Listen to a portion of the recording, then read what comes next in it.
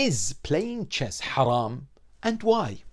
Playing chess is not permissible and haram according to the majority of Shia jurists. This includes Ayatollah Sistani, Ayatollah Khouei, Ayatollah Hakim, Ayatollah Wahid Khurasani, Ayatollah Fayyad, and Ayatollah Sadiq Shirazi.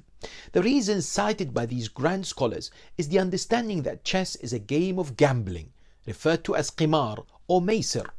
The prohibition and the reason is found in numerous narrations from the Ahl al-Bayt alayhim salam.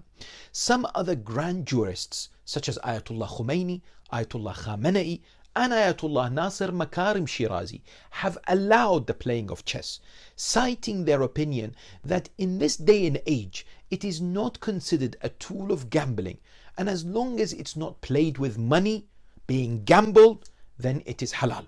It is important therefore to follow the marja' you do taqleed of. It's interesting to note as well that the maraja' that have prohibited chess also say it's haram to play it electronically as well, for example via the computer or on the phone.